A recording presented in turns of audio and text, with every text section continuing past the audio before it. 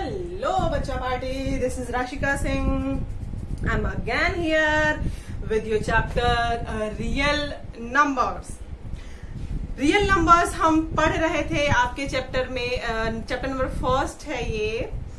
इसमें हमने क्या पढ़ लिया था कि पॉजिटिव जो आपके इंटीजर्स हैं उनकी प्रॉपर्टीज पढ़ रहे थे हम. That were Euclid's division algorithm and fundamental theorem of arithmetic, जिसमें हमने यूक्लिड्स डिवीजन एल्गोरिथम पूरी की पूरी कवर अप कर ली थी. आज हम जो डिस्कस करेंगे वो है हमारा the fundamental theorem of arithmetic. तो हम फंडामेंटल थ्योरम, जैसे कि नाम ही आपको बता रहा है कि फंडामेंटल है, कुछ ऐसी चीज होगी जो कि फंडामेंटल का मीन्स क्या होता है. नॉर्मल लाइफ में फंडामेंटल का मीन्स क्या होता है? नॉर्मल लाइफ में फंडामेंटल का मीन्स होता है मूलभूत, बिल्कुल बेसिक जो चीज होती है. जैसे हम कहते हैं ना कि हमारी नीड, फंडामेंटल नीड्स क्या है? रोटी, कपड़ा और मकान. इसे हम कहते हैं कि हमारी बेसिक नीड है. तो ये जो फंडामेंटल थ्योरम ऑफ अर्थमेटिक है, ये नाम से ही पता चल रहा है हमें कि कहीं ना कहीं मैथ में इसके बिना काम चल ही नहीं सकता. मतलब कि ये बेसिक चीज है और अभी आप जब पढ़ेंगे ना तो आपको समझ में आ जाएगा कि सीरियसली बहुत ही बेसिक चीज है. ओके, तो लेट मी नाउ स्टार्ट. मैंने एक पॉइंट भैया लिख के रखा है कि मैं कोई भी पॉइंट आपका मिस ना कर दूं. तो आपने जो पहले की क्लासेस में पढ़ा है वो ये पढ़ा है कि natural number can be written as product of prime factors, है ना. जो आपने प्रीवियस क्लासेस में पढ़ा था, तो आपने पढ़ा था ना कि किसी भी नंबर को हम प्राइम फैक्टर्स के रूप में लिख सकते हैं. प्राइम नंबर्स क्या होते हैं ये हमने डिस्कस किया था लास्ट लेक्चर में. प्राइम नंबर्स वो होते हैं जो सिर्फ और सिर्फ अपने आप से डिविजिबल होते हैं या 1 से डिविजिबल हो. दूसरा होता है कंपोजिट नंबर, जो कि बहुत सारे नंबर से डिवाइड हो सकता है. तो 2 को हम ऐसे फैक्टर में लिख सकते हैं. सपोज 4 है तो 4 को हम 2 मल्टीप्लाई बाय 2 लिख सकते हैं. प्राइम फैक्टर्स है. प्राइम मतलब उसके बाद फर्दर ये टूट नहीं सकते. ठीक है, उसके बाद ये तो चलो छोटे नंबर हुए. 253 ले लेते हैं सपोज. तो 253 को हम अगर ब्रेक करेंगे, sorry, if we will break it, what can we write it? 253 को हम लिख सकते हैं 11 मल्टीप्लाइड बाय 23. ठीक है, तो ये भी प्राइम नंबर है. इसके बाद फर्दर इसे नहीं तोड़ा जा सकता है. ये हम अपने प्रीवियस क्लास में पढ़ चुके हैं. जब हम एलसीएम निकालते थे, थोड़ा सा रिकॉल कीजिएगा, जब हम एलसीएम निकालते तो ऐसे ही निकालते थे कि उसको तोड़ते जाएंगे तोड़ते जाएंगे तोड़ते जाएंगे तोड़ते जाएंगे और वो प्राइम फैक्टर्स होते थे. उसके बाद फर्दर उसको डिवाइड करना नहीं होता था. ठीक है, now let us try and look at natural numbers from other direction. अब हम नेचुरल नंबर को, और पहले क्या कर रहे थे हम कि हम उसको प्राइम फैक्टर्स के रूप में लिख सकते हैं. अब हम ऐसा, अगर मैं कहूं कि क्या ऐसा भी हो सकता है कि हम प्राइम फैक्टर्स के रूप में लिख रहे थे, मतलब तोड़ रहे थे, तो ऐसा भी तो सही होगा ना कि अगर हम वो जो प्राइम फैक्टर्स है उसको हम मल्टीप्लाई करते जाए तो हमारे नंबर्स आते जाए कंपोजिट. ऑब्वियसली ना. जैसे मेरे कहने का मतलब ये है कि प्राइम नंबर्स पहले तो हम लेते हैं. I am erasing this heading. We are discussing about the fundamental theorem of arithmetic. ठीक है, फंडामेंटल होता है बेसिक. अर्थमेटिक जो हम प्लस माइनस अपना करते हैं मैथ्स के अंदर. ठीक है, तो उसका थ्योरम है ये. तो like we will take some prime numbers like 2, 3, 5, 7, 11, 13 likewise. इस तरह से अगर हम प्राइम नंबर्स लेते हैं, 7 ले लो आप, 23 ले लो, कुछ भी ले सकते हो प्राइम नंबर्स. तो अगर मैं इसको उल्टे तरीके से देखती हूँ, लाइक अभी तो हम फैक्टर्स कर रहे थे, तोड़ रहे थे, अब मैं ऐसा कह रही हूं कि जो प्राइम फैक्टर्स हैं हमारे पास, उनको मल्टीप्लाई करके कंपोजिट नंबर्स आ रहे हैं, मतलब क्या नंबर्स आ रहे हैं. ठीक है, तो हम नेचुरल नंबर्स, अगर हम ये फैक्टर्स को मल्टीप्लाई करेंगे तभी तो हमें नेचुरल नंबर मिलेगा ही ना. जैसे मेरे कहने का मतलब ये है कि अगर मैं suppose 7 multiply by 11 multiply by 13 ले लेती हूं तो what it will give? This will give 1771. जब आप इसको मल्टीप्लाई करेंगे तो ये देखो, तो ये भी प्राइम फैक्टर्स थे, मतलब उल्टा बिल्कुल. जैसे ही हम अपने नेचुरल नंबर्स को ब्रेक कर रहे थे प्राइम फैक्टर्स में, वैसे ही उसका वो बिल्कुल ही रिवर्स रूप बोल रहा है कि ऐसा भी तो हो सकता है कि हम मल्टीप्लाई करके उस नंबर को ला सकें. ऑब्वियस ना, इट्स ट्रू ऑब्वियस. ठीक है, नाउ अगर मैं ऐसे ही और एग्जांपल्स ले लूं, सपोज मैं 3, 7, 11, 13 को मल्टीप्लाई करूं तो what it will give? This will give अस 5313. ठीक है, और ऐसे ही अगर मैं एक्सटेंड करती जाऊं अपने कहानी को, तो इसमें अब मैं 2 को मल्टीप्लाई कर दूं, ठीक है, तो what it will give, it will give 10626। Okay, ऐसे ही अगर मैं 2 की पावर बढ़ा दूं, सपोज 2 की पावर 3 कर दूं एंड 3 मल्टीप्लाइड बाय 7 की पावर 3 कर दूं, सपोज 7 की पावर 3 लिखने का मतलब और 2 की पावर 3 लिखने का मतलब क्या है। अब आप इतने छोटे बच्चे नहीं है कि मैं आप इसको इस चीज को समझाऊं। स्टिल अगर 7 की पावर हम 3 लिखते हैं तो इट मीन्स हम 7 को 3 बार मल्टीप्लाई कर रहे हैं, ठीक है, जैसे कि हम यहाँ कर रहे थे। यहाँ पे अभी हम सिंगल सिंगल ले रहे थे, सिंगल सिंगल ले रहे थे, अब हम क्या कर रहे हैं, एक ही प्राइम फैक्टर को 2 या 2 से अधिक बार लें तो क्या होगा, तो भी भाई कोई ना कोई कंपोजिट नंबर तो आएगा ही, ये देगा 8232। ओके, और ऐसे ही अगर हम अपना एक्सटेंड करते जाएं डिस्कशन तो ये भाई चलता ही जाएगा, है ना। एक और एग्जांपल ले लेते हैं। सपोज अगर मैं 2 की पावर 2 ले लेती हूँ, 2 ले लेती हूँ एंड 3 ले लेती हूँ and further if I will take it as 7 and 11 and 13, 23 ले लेते हैं, चलो यहाँ थोड़ा सा बड़ा नंबर ले लेते हैं। Then what it will give, this will give you 21532। Okay, तो मतलब सिर्फ और सिर्फ मेरे कहने का मतलब ये है कि हम ज्ञान कहाँ बढ़ा रहे हैं कि हम जो पहले नंबर्स को ब्रेक करते थे प्राइम फैक्टर्स में, तो ऐसा भी तो हो सकता है कि प्राइम फैक्टर्स को हम मल्टीप्लाई करें तो हमें नेचुरल नंबर वापस मिल जाए। जस्ट रिवर्स हम उसका डिस्कस कर रहे हैं, कुछ भी बहुत हटके अलग नहीं कर रहे हैं। Now let us suppose collection of prime includes all possible primes. अब हमने ये कुछ प्राइम्स को लेके डिस्कस किया था।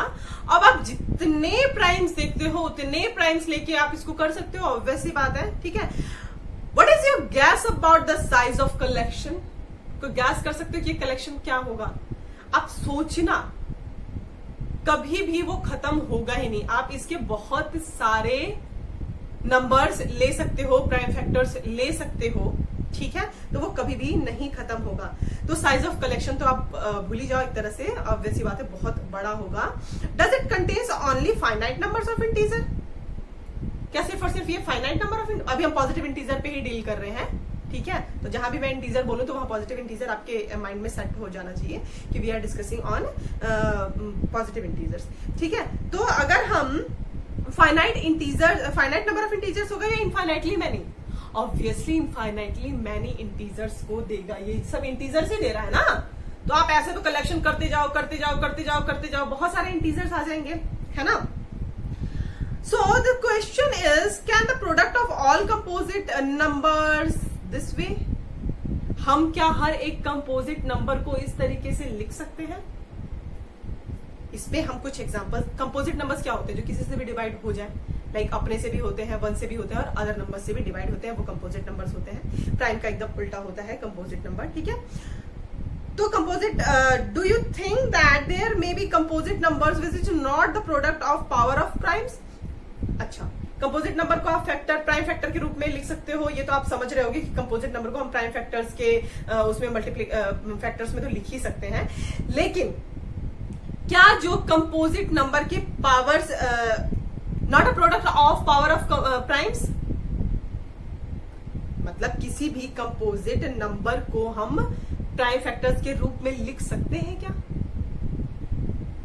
मेरी बात थोड़ी सी उटपटांग लग रही होगी आपको, जब हम अभी एग्जांपल्स करेंगे तो आपको समझ में आएगा। ये सिर्फ ये कह रहा है composite number which is not the product of power of primes, कोई भी ऐसा कंपोजिट नंबर है जिसको हम प्राइम फैक्टर्स के रूप में नहीं लिख सकते हैं। तो आपको अभी जब आप डिस्कस करेंगे हम ये चीजें, तो एकदम से क्लियर हो जाएगा कि ऐसा कोई भी कंपोजिट नंबर नहीं होता है जिसको हम प्राइम फैक्टर्स के रूप में ना लिख सकें।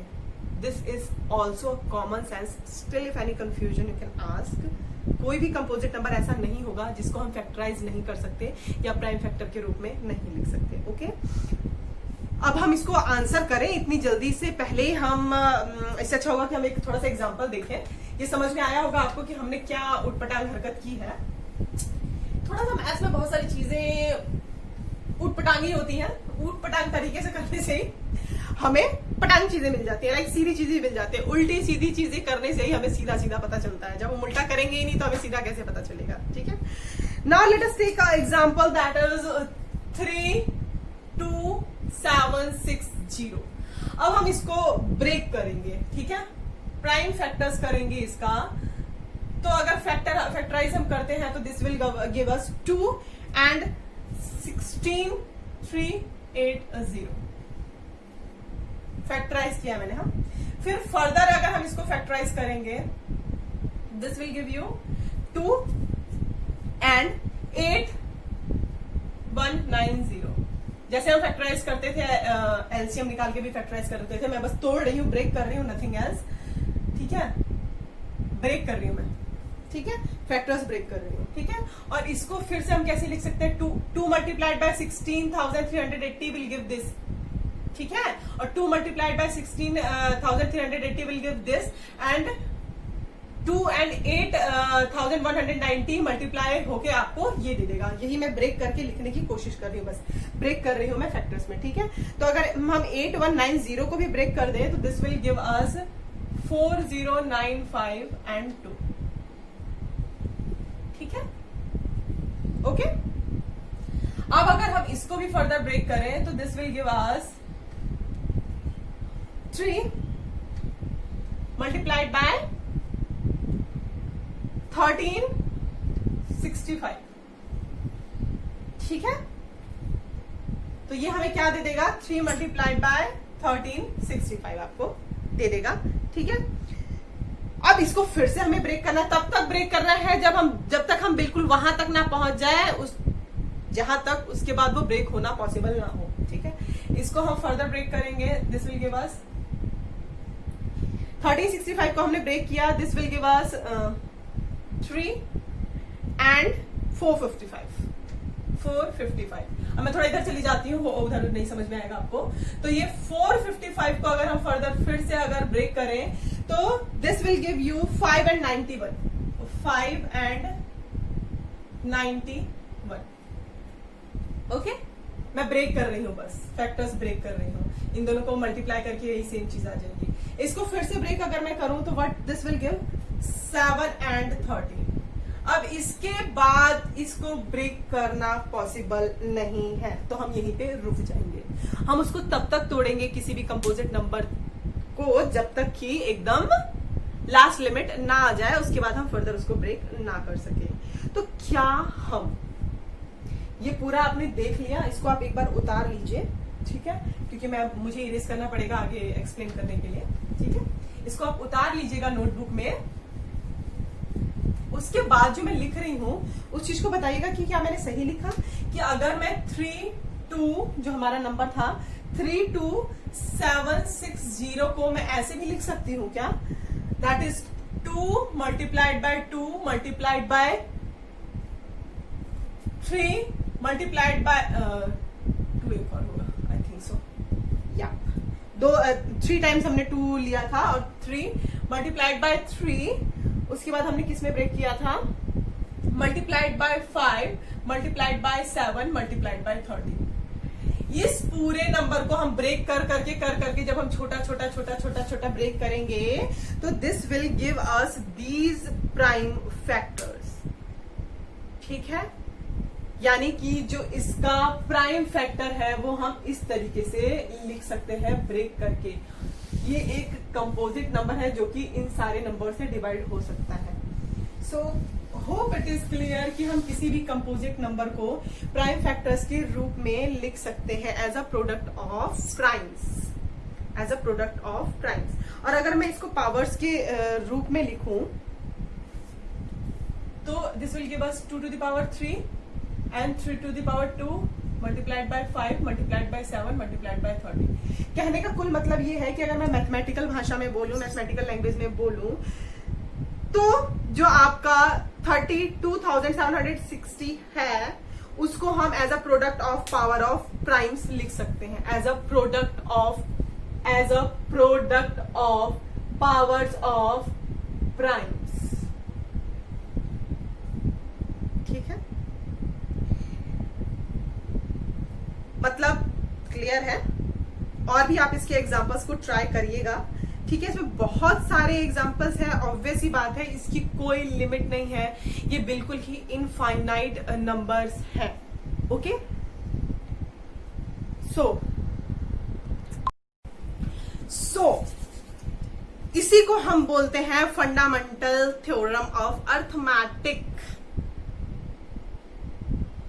तो अगर मैं फंडामेंटल थ्योरम ऑफ अर्थमेटिक की जो डेफिनेशन है वो लिख दूं, that is every composite number can be expressed या factorised as a product of primes and this factorization is unique apart from the order in which the prime factors occurs।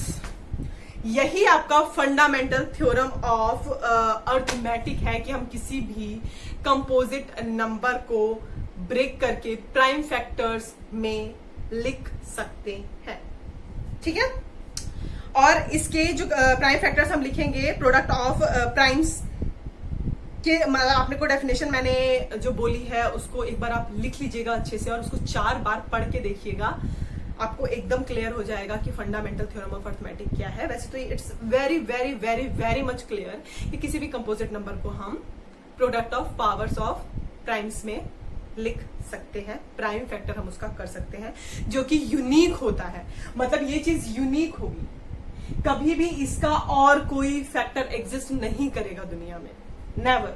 अगर ये 2 to the power 3, 3 to the power 2, 5, 7, 13 है, this will be this only, कुछ भी नहीं होगा। ऐसा नहीं होगा कि अब यहाँ पे 5 लिख दो, यहाँ पे 7 आ जाएगा, यहाँ पे 6 आ जाएगा, आप फिर से अगर उसको तोड़ना चालू करोगे तो फिर से कुछ और नए नंबर आ जाएंगे, ऐसा नहीं होता है। हमेशा यूनिक फैक्टराइजेशन होता है, जो कि आपके डेफिनेशन में अभी अभी मैंने बोला। ठीक है, और इसका जो है, इसमें एक और चीज इसने बोली कि order apart from orders, order matter नहीं करता है। इसके कहने का मतलब ये था कि यही जो सेम फैक्टर है, इसको अगर मैं 3 to the power 2, 2 to the power 3 and 7 multiplied by 13 multiplied by 5 लिख दूं तो कोई फर्क नहीं पड़ेगा। मैंने सिर्फ और सिर्फ इनकी जो प्लेसेस हैं वो आगे पीछे लिख दिए हैं। तो वही वो कहना चाह रहा है आपके जो आपका डेफिनेशन है उसमें, कि इसका कोई भी आपका ये जो ऑर्डर है वो मायने नहीं रखता है। Hope it is clear, it is very very much clear. ठीक है, still if any confusion you can ask. तो इसमें आपका एक डेफिनेशन है, the prime factorisation of natural number is unique except for the orders of its factor.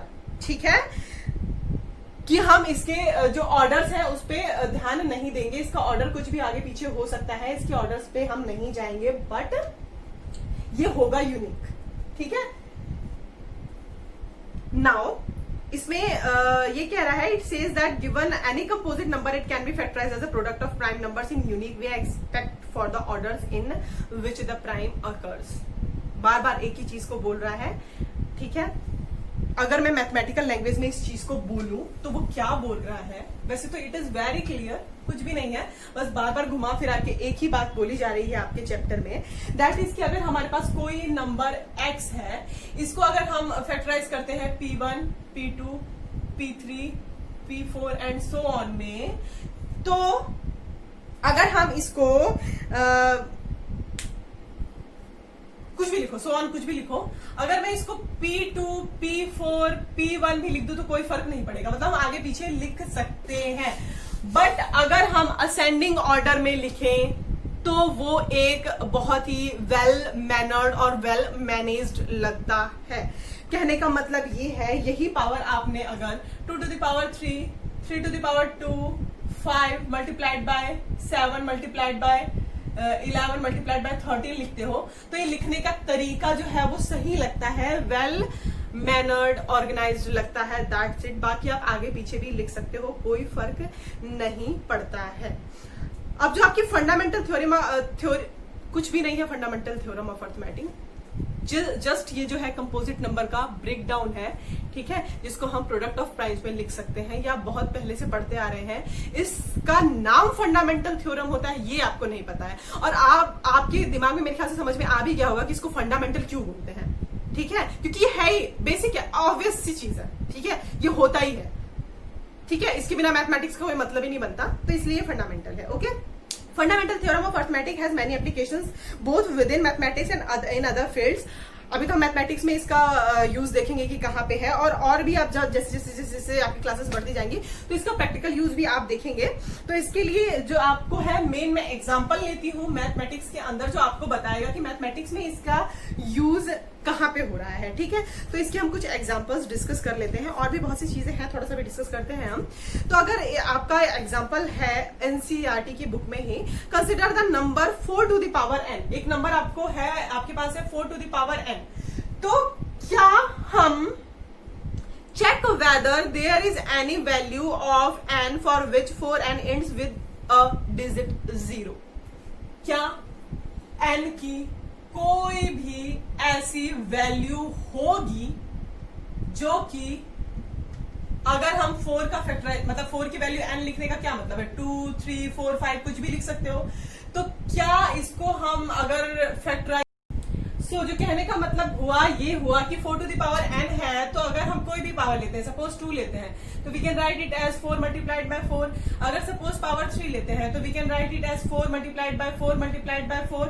और ऐसे ही n की कोई भी पावर हम लेते हैं तो 4 उसी तरीके से मल्टीप्लाई हो जाएगा। लेकिन ये क्या कह रहा है कि क्या हम इसका कोई ऐसा n की वैल्यू ले सकते हैं कि इसको फैक्टराइज करें हम। तो जो वैल्यू आए, सपोज अगर इसको हम 4 4 जा करेंगे तो 16 आएगा ना, ये 64 आएगा। तो मतलब अगर हम इसको जब मल्टीप्लाई करते हैं प्राइम फैक्टर्स को, तो जो लास्ट डिजिट हो वो 0 से एंड हो। तो क्या ऐसा पॉसिबल है, ऐसा आपसे पूछा जा रहा है। तो चलो इसको हम करते हैं। ठीक है, सपोज अगर हम इसको प्राइम फैक्टराइज करेंगे, प्राइम फैक्टराइजेशन करेंगे, तो n को तो हम ऐसे ही रहने देते हैं। We can write it 2 to the power 2। 4 को हम 2 to the power 2 लिख सकते हैं, 2 2 जा 4। ठीक है, टू द पावर n अगर मैं लिखती हूं तो it will be 2 to the power 2n। Powers multiply हो जाते हैं। ओके, ये जो पावर्स है वो मल्टीप्लाई हो जाते हैं आपस में। ठीक है, इसका अभी आप पढ़ेंगे आगे और कैसे क्या होता है।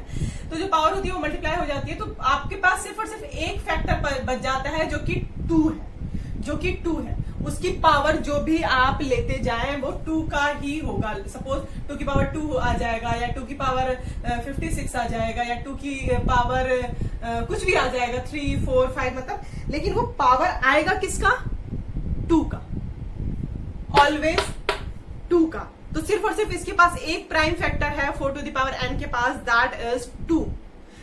तो 2 जब भी मल्टीप्लाई होगा, लास्ट में 0 आने के लिए कंडीशन क्या होती है कि एक ना एक प्राइम फैक्टर हमारे पास 5 होना चाहिए। जैसे अगर 0 आएगा तो 5 मल्टीप्लाइड बाय अगर हम 2 करेंगे तभी 10 आता है ना, तो एक ना एक प्राइम फैक्टर 5 होना चाहिए। लेकिन यहाँ पे तो हमेशा एक ही प्राइम फैक्टर रहेगा 2, 5 होगा ही नहीं कभी।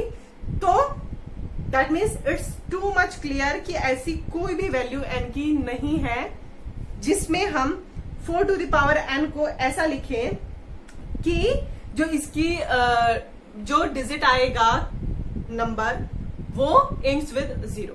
ऐसा पॉसिबल नहीं होगा। Hope it is very clear. So इसमें था check whether there is any value of n for which 4 to the power n ends with the digit 0। तो इसका आंसर है नो। ऐसा कोई भी n कभी एग्जिस्ट करेगा ही नहीं, क्योंकि एंड में 0 आने की कंडीशन यही होती है कि उस पूरे प्राइम फैक्टर के अंदर एटलीस्ट एक बार तो 5 आया ही हो। लेकिन इसका तो सिर्फ और सिर्फ एक ही प्राइम फैक्टर है, दैट इज 2, है ना। मतलब 5 तो छोड़ो, 3, 4, 5 कोई और प्राइम फैक्टर है ही नहीं, 2 ही है। तो इट्स ओनली 2। तो 2 का हम कोई भी पावर लें, कभी भी मल्टीप्लाई करके वो जो इन डिजिट होगा वो 0 देगा ही नहीं। ओके, तो होप इट इज क्लियर कि इसका आंसर है नो। नाउ अब आपने जो अपने आपने पहले से क्या पढ़ रखा है, HCF और LCM जैसी चीजें आप जब छोटे छोटे बच्चे थे, वैसे तो अभी भी छोटे छोटे बच्चे ही हो, लेकिन जब आप छोटे थे तो आपने LCM और HCF निकालना सीखा था। तो LCM और HCF जब आपने निकालना सीखा था तो वो भी आप याद करिए, वो भी एक तरह का फैक्टराइजेशन ही हुआ करता था। तो अगर हम HCF और LCM of 2 positive integers using a fundamental theorem निकालते हैं, यहाँ पे हम अर्लियर क्लासेस में भी करते थे, फंडामेंटल थ्योरम से ही करते थे, लेकिन यहाँ पे हम एग्जैक्ट वर्ड यूज कर रहे हैं, फंडामेंटल थ्योरम। ओके, तो हम इसको कंटिन्यू करते हैं विदाउट कोई बहुत ज्यादा डिस्कस किए हुए एचसीएफ और एलसीएम पे. This method is also called prime factorisation method. Let us recall the method through an example. अब हम एक एग्जाम्पल लेते हैं, उसके थ्रू हम मेथड रिकॉल करने की कोशिश करते हैं. एचसीएफ और एलसीएम क्या होता है? लोएस्ट कॉमन फैक्टर और हाईएस्ट कॉमन फैक्टर. इस सब चीजों से हम वाकिफ है. स्टिल यहाँ पे जब हम रिवीजन करेंगे तो आपको क्लियर हो जाएगा और आपको समझ में आएगा कि फंडामेंटल थ्योरम ऑफ अर्थमेटिक उसमें कैसे एप्लीकेबल है. ठीक है, तो आपका इसमें क्या कह रहा है? Find LCM and HCF of 6 and 20 by the prime factorisation method. आपको निकालना है LCM and HCF of 6 and 20 by prime factorisation method. Factorise करते हैं 6 को अगर हम फैक्टराइज करें तो 2 और 3 में फैक्टराइज कर सकते हैं. 2 की पावर 1 रह गई, यहाँ पे 3 की पावर 1 रह गई. ठीक है, एक ही एक रह गया सिंगल. अगर हम 20 लेते हैं तो 20 को अगर हम फैक्टराइज करते हैं तो we can factorise it as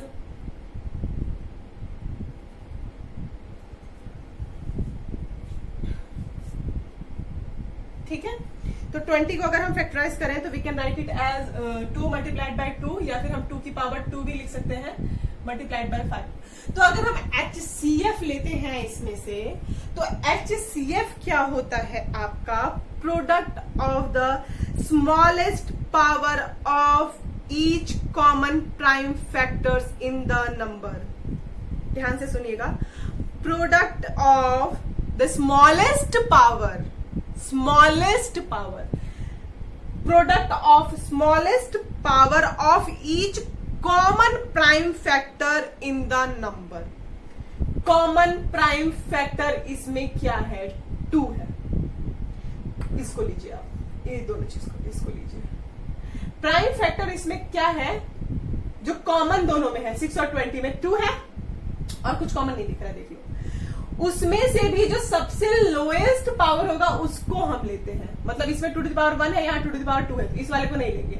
यहाँ पे हम सिर्फ और सिर्फ 2 to the power 1 को ले लेंगे. This is HCF of 6 and 20. Hope it is clear. और भी हम क्वेश्चंस करेंगे, आपको क्लियर हो जाएगा. वो कॉमन फैक्टर उठाते हैं जिसकी पावर सबसे कम हो. कॉमन फैक्टर 2 नंबर का HCF अगर हम निकाल रहे हैं, दोनों में से कॉमन फैक्टर्स लेते हैं और वो फैक्टर्स उठाते हैं जिसकी पावर कम हो. It is clear. Hope it is clear.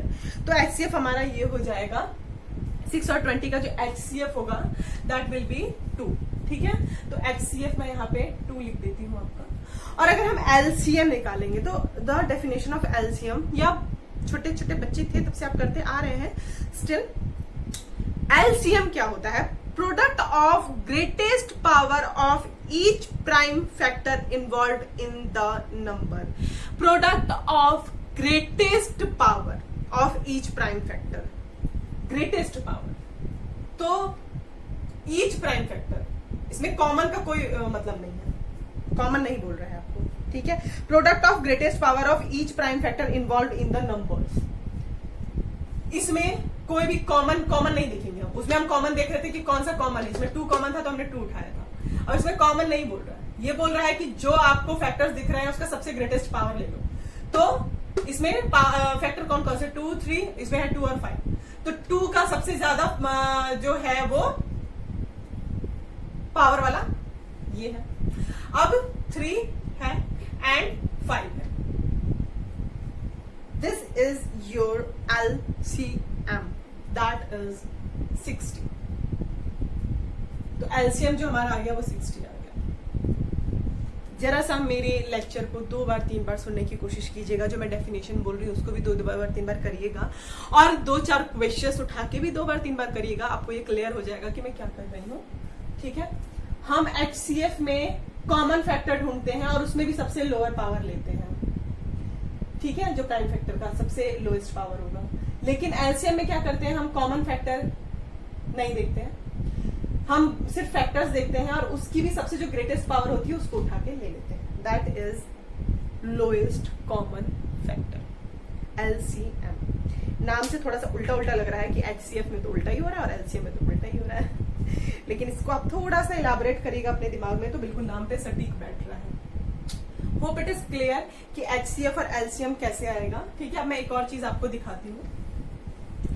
जो हमारा HCF और LCM होता है, मतलब अगर मैं HCF of A and B लूं, उसको मल्टीप्लाई कर दूं LCM of A and B, तो जो प्रोडक्ट आएगा वो A एंड B के इक्वल ही होगा। A प्रोडक्ट B के इक्वल होगा। इसी वाले क्वेश्चन में हम चेक कर लेते हैं HCF ऑफ AB का HCF क्या था हमारे पास 2 है ना, A हमारे पास ये है, B हमारे पास ये है इस क्वेश्चन में, और उसको हम मल्टीप्लाई करेंगे अगर LCM से, दैट इज 60, और A मल्टीप्लाइड बाय B क्या होगा, A multiplied by B will be this.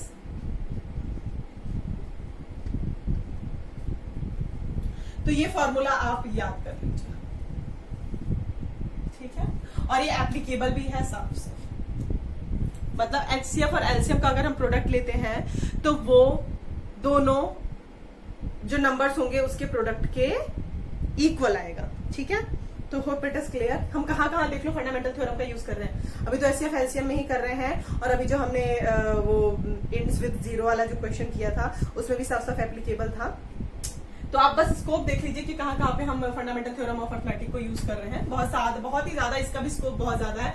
जैसे यूक्लिड डिवीजन लीमा का था, वैसे ही फंडामेंटल अर्थमेटिक थ्योरम का भी बहुत ही ज्यादा एप्लीकेशन है। ऑब्वियस सी बात है, डिवीजन और मल्टीप्लिकेशन है तो डिवीजन और मल्टीप्लिकेशन पे ही तो पूरी मैथमेटिक्स कायम है।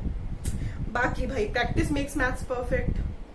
ओके, नाउ नहीं, अभी 2 एग्जांपल्स हम करेंगे। एक और एग्जांपल करते हैं, that is HCF of find the HCF of 96 and 404 by prime factorisation method, hence find their LCM। पहले तो आप HCF निकाल लीजिए। HCF किसका निकालना है आपको, 96 एंड HCF आपको निकालना है 96 एंड 404, ठीक है। जब आप इसका HCF निकाल लें उसके बाद LCM निकालें, ये कहने का मतलब साफ साफ यही है, जो मैंने अभी आपको फॉर्मूला लगाया वो अप्लाई करना होगा। पहले हम HCF निकाल लेते हैं। तो 96 का अगर हम फैक्टर लिखेंगे तो 96 का फैक्टर्स जो होंगे 96 के, that will be 2 to the power 5। जब आप इसको ब्रेक करेंगे, ब्रेक करते रहिएगा बैठ के आप, ठीक है, मैं ब्रेक करके नहीं दिखा रही हूँ आपको। तो 2 इसका जो 2 आएगा वो 5 टाइम्स आएगा और 3 आएगा, ठीक है। और अगर 404 का फैक्टर हम करेंगे तो this will give us 2 to the power 2, मतलब 2 बार आएगा एंड मल्टीप्लाइड बाय 101, ठीक है। अब अगर हम इसमें HCF निकालते हैं, इन दोनों का HCF लेते हैं, तो ऑब्वियसली हम कॉमन फैक्टर देखेंगे पहले तो कॉमन फैक्टर इसमें 2 है, उसकी भी लोएस्ट पावर देखेंगे, that is 2 to the power 2, ठीक है। That will give us the HCF 4। अब आपको निकालना है LCM, ठीक है। तो आपका जो अभी हमने पढ़ा कि LCM जो होता है, LCM एंड HCF का जो मल्टीप्लिकेशन है वो दोनों नंबर के मल्टीप्लिकेशन के इक्वल होता है, अभी हमने पढ़ा। तो LCM क्या हो जाएगा भाई, LCM will be 96 multiplied by 404 upon HCF, that is 4, ठीक है। इसको आप सॉल्व आउट कर लीजिए। जब आप सॉल्व आउट करेंगे दिस विल गिव यू 9696, ठीक है। तो जो यहाँ पे आपका LCM है वो क्या आ जाएगा, 9696। Hope it is very clear, ठीक है। ये आपको HCF और LCM निकालना सिखा रहे हैं हम फंडामेंटल थ्योरम ऑफ अर्थमेटिक्स से, ताकि आपको पता चले हाँ भाई फंडामेंटल थ्योरम ऑफ अर्थमेटिक्स जो बकवास हमने इतनी सारी की वो कहाँ पे एप्लीकेबल है, तो वो यहीं पे एप्लीकेबल है। Hope it is clear, okay. अब हम आपका एकमात्र और लास्ट एग्जांपल देखेंगे, ठीक है। उसमें से भी कॉन्सेप्ट आपका बहुत ही तगड़ा निकल के आएगा, ठीक है। देखो अब आपको क्या कह रहा है, find HCF and LCM of 6, 72 and 120, 3 numbers का, ठीक है, बाय प्राइम फैक्टराइजेशन मेथड। आपको 3 नंबर का निकालना है, HCF एंड LCM। 3 नंबर कौन कौन से हैं आपके पास, दैट आर 6, 72 एंड 120। ये 3 नंबर्स हैं आपके पास। इसका अगर हम फैक्टर करें, सपोज 6 का फैक्टर करते हैं, this will give us 2 multiplied bye 3। अगर हम 72 का फैक्टर करते हैं, दिस विल गिव यू 72 का अगर हम फैक्टर करते हैं तो this will give you 2 to the power 3 and 3 to the power 2. Okay 72 का है 2 to the power 3 and 3 to the power 2. अगर हम 120 का करते हैं तो दिस विल गिव यू, यहाँ लिख देती हूँ मैं, 120 का अगर करते हैं तो 2 to the power 3 and 3 multiplied by 5 ये आएगा. तो अगर हम इसमें HCF उठाएंगे, अगर HCF उठाते हैं तो तीनों में कॉमन फैक्टर कौन सा है? 2 and 3, दो कॉमन फैक्टर है. तो 2 का जो सबसे लोएस्ट वाला है वो 1 है और 3 भी कॉमन फैक्टर है, तो 3 का भी जो सबसे लोएस्ट पावर है वो 1 ही है. दैट मीन्स 3 लेंगे. तो ये हो जाएगा HCF will be 6. Okay, hope it is clear. जैसे हम 2 नंबर पे अप्लाई करते थे वैसे ही हम 3 नंबर पे भी अप्लाई करेंगे. सेम चीज. HCF आ गया हमारा. एलसीएम अगर हम निकालें तो हम सबसे बड़ी पावर देखते हैं. तो सबसे बड़ी पावर इसमें 2 की कौन सी है? 3. और 3 की कौन सी है? 2 और 5 की 1. ठीक है, तो इसका जो एलसीएम होगा that will be 360. Hope it is clear कि अगर आपके 3 नंबर 4 नंबर ऐसे भी दिया हो तो आप HCF और एलसीएम बहुत ही आसानी से निकाल सकते हैं. ठीक है, होप इट इज क्लियर. अब इसमें एक चीज आप नोटिस करिएगा कि 6 मल्टीप्लाइड बाय 72 मल्टीप्लाइड बाय 120 अगर हम लेते हैं तो वो 6 मल्टीप्लाइड बाय 360 के इक्वल नहीं है. यानी कि HCF मल्टीप्लाइड बाय LCM के इक्वल नहीं है. जो अभी हमने फॉर्मूला बोला था HCF multiplied by LCM is equal to A multiplied by B, वो सिर्फ और सिर्फ 2 नंबर्स के बीच में अगर हम निकालते हैं तो उस पे एप्लीकेबल है. अदर देन दैट एप्लीकेबल नहीं है. इसी के साथ आपका जो ये 1.2 का एक्सरसाइज है वो आपको करनी है क्योंकि 1.2 तक मैंने सब कुछ एक्सप्लेन कर दिया है. Still if any confusion you can ask. बहुत ही इजी टॉपिक था आज का हमारा, इसमें कुछ भी नहीं था सीरियसली मैं बोलूं तो. Still if any confusion you can ask. Bye, have a great day.